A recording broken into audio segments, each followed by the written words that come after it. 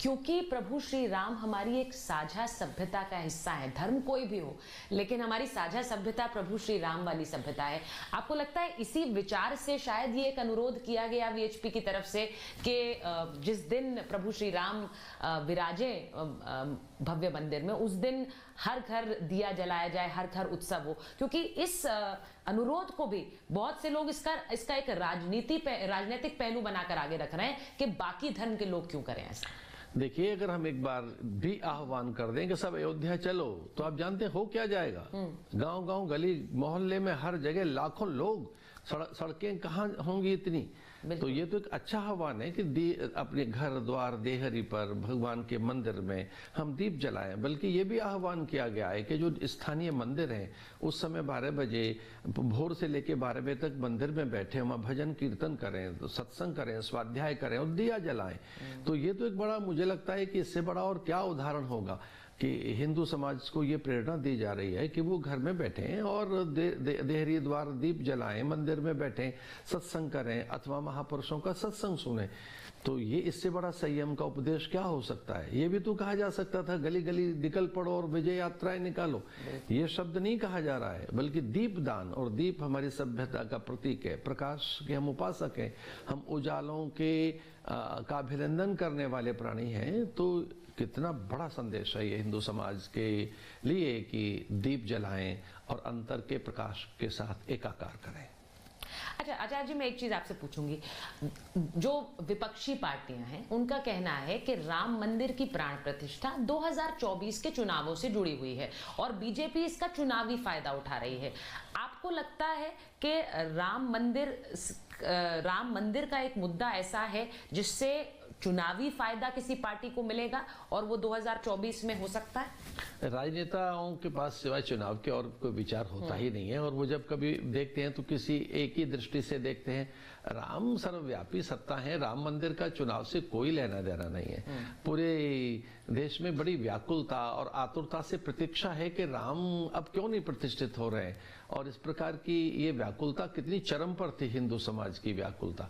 22 जनवरी को राम प्रतिष्ठित होकर सबके लिए सहज सुलभ होंगे, इसका चुनाव से कोई लेना देना नहीं है। लेकिन हाँ, ये सच है कि अब राममय है पूरा देश। कौन नहीं जानता है कि अब राम के विमुख होकर, राम से द्रोह करके, राम से दूर जाकर अथवा राम के लिए कोई अपवचन कहकर किसी का कल्याण होगा, ये अच्छी बात नहीं है। मुझे नहीं लगता कि राम द्रोह करके कोई बहुत आगे बढ़ सकता है।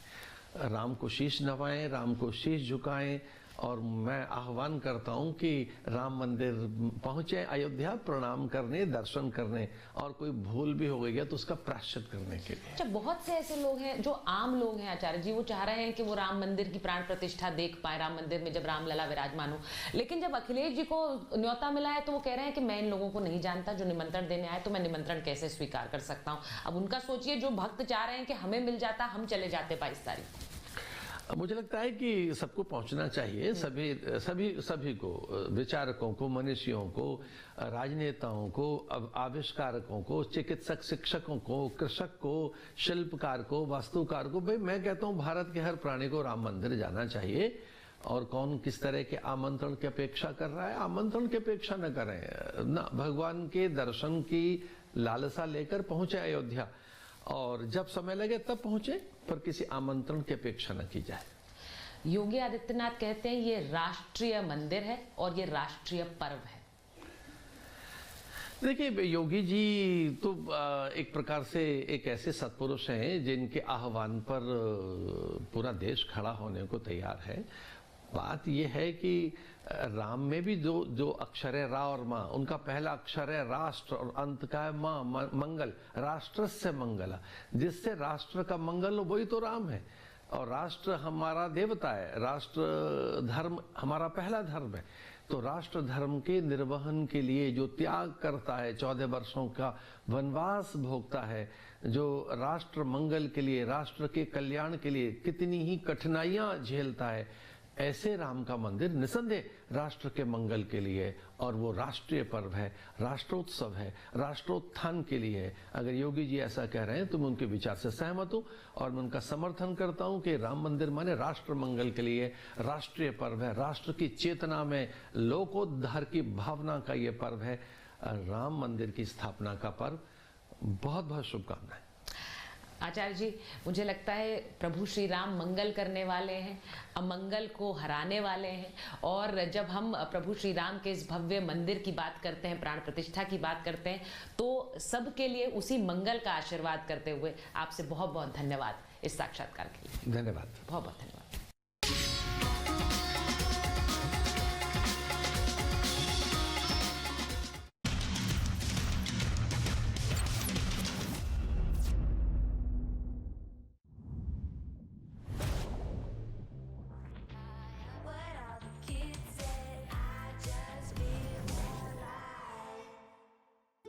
बार बार है कि हम राम मंदिर के लिए कानूनी लड़ाई लड़ते रहे और फिर हमें विजय मिली।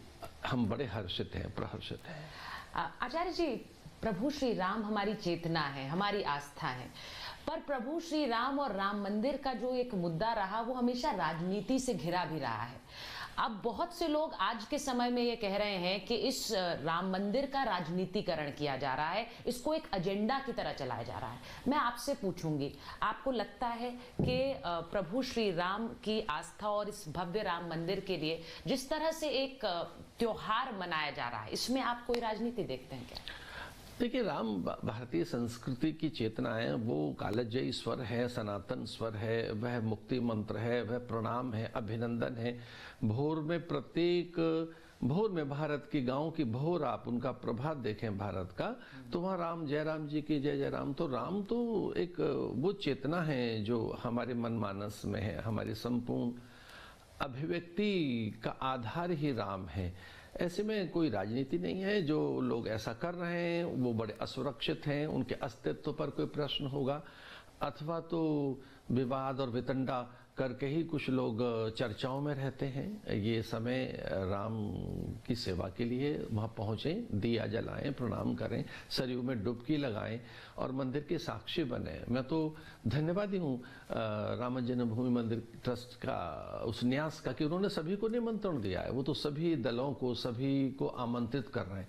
एक अवसर आया है कि वहाँ चलकर शीश झुकाएं, वहाँ की रज कणिकाएं माथे पर लगाएं और प्रायश्चित करें कि जो राम को नकार रहे थे, जो एफिडेविट दे रहे थे कि देखिए राम तो है ही नहीं, ये कल्पना है, राम सेतु भी नहीं है, न राम थे।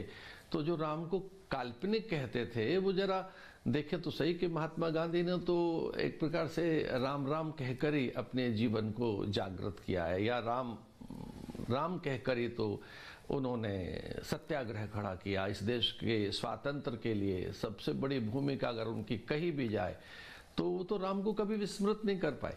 तो राजनीतिक दलों को समझना चाहिए कि स्वयं महात्मा गांधी राम राम करते रहे, उनकी समाधि पर हे राम लिखा है।